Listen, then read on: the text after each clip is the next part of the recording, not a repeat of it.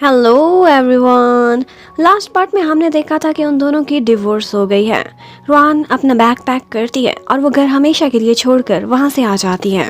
अब जैसे ही उस घर से वो निकलती है, हर जगह उसे अपनी और निंग की यादें आने लगती हैं। इसी रेसिंग ट्रैक पर जिस तरह से वो लोग जॉगिंग किया करते थे। उनका रिश्ता तो टूट गया था, लेकिन यादें अभी बाकी थी। और फिर उसे ख्याल आता है कि वो कितनी इनोसेंट और कितनी स्वीट हुआ करती थी जब उसने खुद ही निंग से अपने प्यार का इजहार किया था। वो उस छत को भी देखती है और आज वो पछता रही थी। उसने सब कुछ हासिल किया था जो वो हासिल करना चाहती थी, लेकिन उसके बाद भी उसे सुकून नहीं मिला था। वो निंग का दिल नहीं जीत पाई थी और इन्हीं हार्श रियलिटीज ने उसकी इनोसेंस को खत्म करके उसे स्ट्रॉन्ग बना दिया था।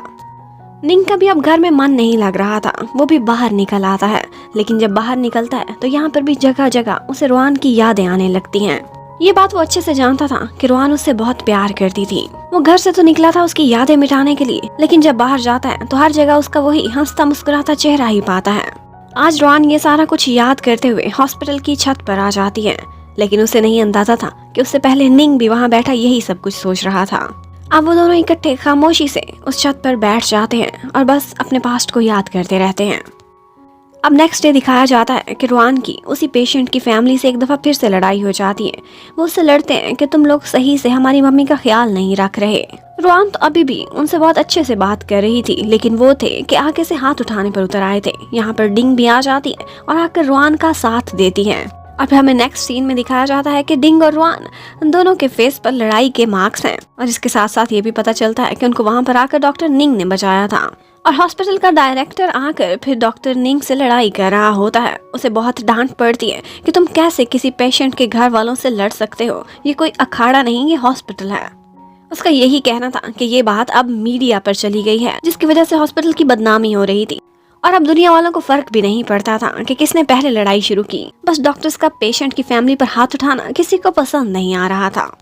अब थोड़ी देर बाद रुआन आकर डिंग का थैंक्स करती है कि तुमने वहाँ पर मेरा साथ दिया, लेकिन डिंग कहती है हम दोनों डॉक्टर्स हैं, मेरा फर्ज बनता था, लेकिन इसे ये मत सोचना कि मैं पीछे हट गई हूँ। मैं अच्छे से देख सकती हूँ कि तुम डॉक्टर निंग को लाइक करती हो और वो भी तुम्हें इंटरेस्ट शो करता है, पर जब तक वो सिंगल है मुझे अधिकार है कि मैं उसे कोर्ट कर सकूँ और वो मैं करती रहूंगी। इसलिए लव लाइफ में हम कॉम्पिटिटर्स ही रहेंगे।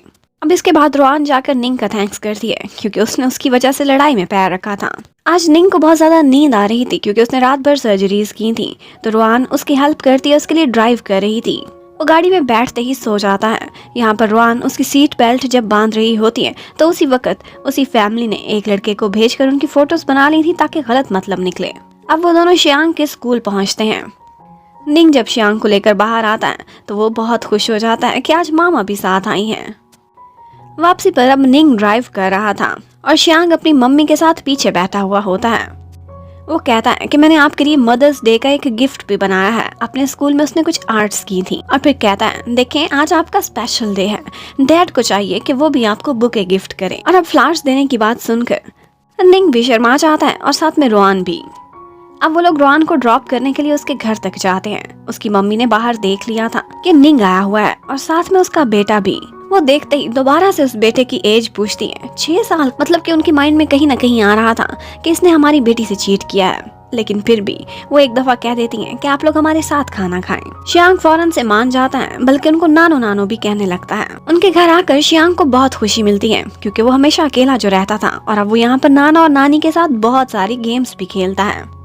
यहाँ पर एक मौका ऐसा आता है कि शियांग नोटिस करता है कि मम्मी आप डैड को हनी या हस्बैंड क्यों नहीं कह के बुलाती, आप हमेशा इनको सर क्यों कहती हैं। ये पॉइंट सारों के लिए बहुत ऑकवर्ड था। निंग आज बहुत सालों बाद उस घर में आया था और उसे यहाँ पर आकर महसूस होता है कि उसने बहुत बड़ी गलती की है, कुछ है जो उसने मिस किया है। उसे जरूर पछतावा होगा कि इतनी लविंग फैमिली उसने क्यों अपने हाथों से गवा दी। अब डिनर करके वो लोग वहाँ से चले जाते हैं। शियांग का मन नहीं कर रहा था, निंग उसे बहुत मुश्किल से लेकर जाता है। अब उनके जाने के बाद मम्मी डैडी को क्लियर हो गया था क्योंकि रुआन ने चोरी चोरी उनको बता दिया था कि शियांग एक एडॉप्टेड सन है। इसका मतलब है निंग ने उससे कोई बेवफाई नहीं की थी। मम्मी डैडी उसे कहने लगते हैं कि देखो अच्छी बात है, तुम्हें एक पला पलाया बेटा भी मिल गया। अगर तुम रिकंसिडर करो तो निंग अच्छा लड़का है, इतने साल उसने भी कोई शादी नहीं की और तुम भी शादी की बात पर बुरा मना जाती हो। अब नेक्स्ट डे हॉस्पिटल में हर कोई गॉसिप्स कर रहा था। वही फोटोज जो कल कार में बनाई गई थी वो वायरल हो गई थी। भैया हॉस्पिटल के डॉक्टर्स की फिर से बदनामी हो रही थी। जब रोआन वो फोटोज देखती है तो कहती है कि मैं सिर्फ उसकी सीट बेल्ट बांध रही थी, कुछ भी गलत नहीं हुआ। यहाँ पर उसके डॉक्टर कोलीग्स तो उसका साथ देते हैं, इवन कि ये भी कहते हैं कि हमें उन्हें सू करना चाहिए। जबकि निंग ने भी ये फोटोज देखी थी, लेकिन वो ऐसे रिएक्ट करता है कि जैसे उसे कुछ फर्क ही नहीं पड़ता। वो अपना नॉर्मली काम कंटिन्यू रखता है और सबको डांटता भी रहता है।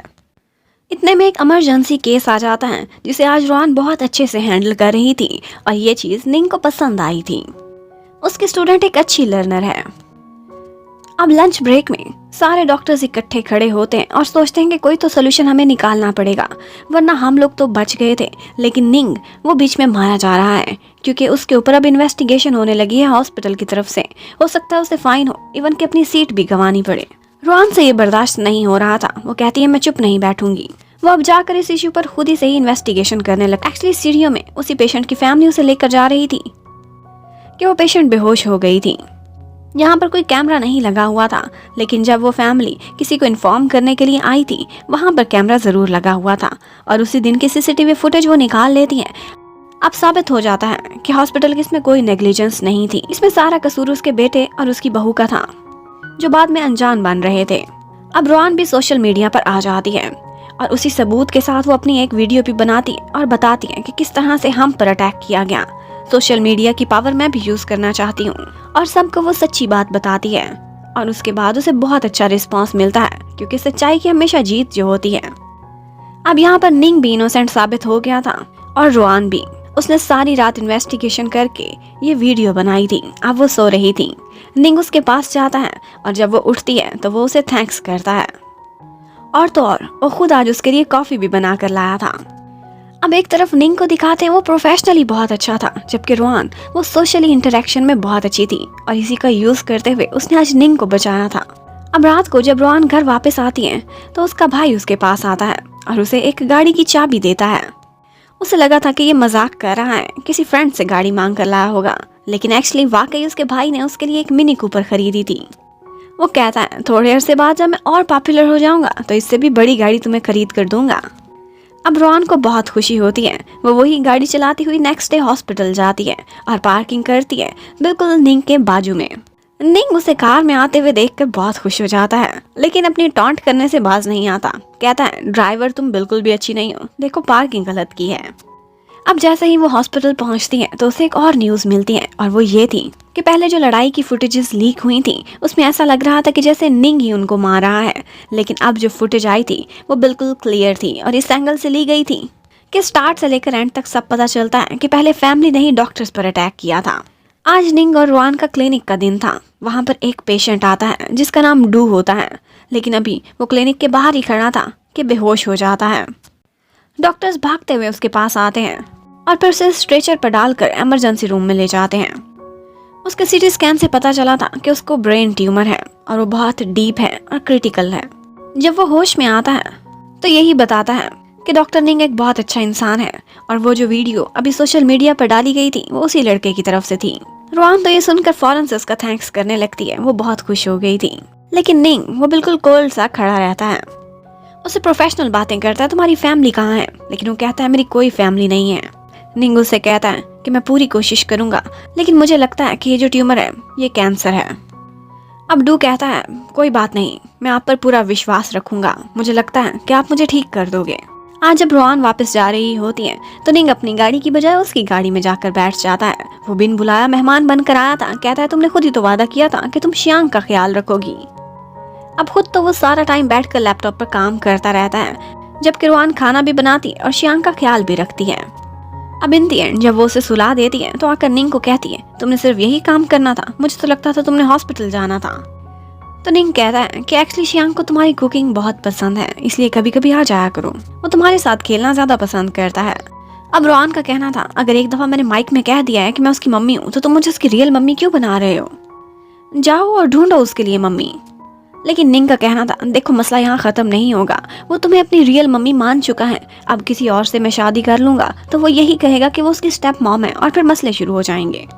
अब उसकी और बातें रोआन नहीं सुनना चाहती थी, लेकिन वो वहाँ से जाती उससे पहले ही निंग का एक कजन दरवाजे पर आ जाता है। वो सामना नहीं करना चाहती थी तो वो फौरन से जाकर छुप जाती है और फिर उसके छुपने के बाद निंग दरवाजा खोलता है। उसका कज़न था कि अंदर ही घुसा चला आ रहा था। फिर उसका कज़न पास ही बैठकर उससे बातें करने लगता है।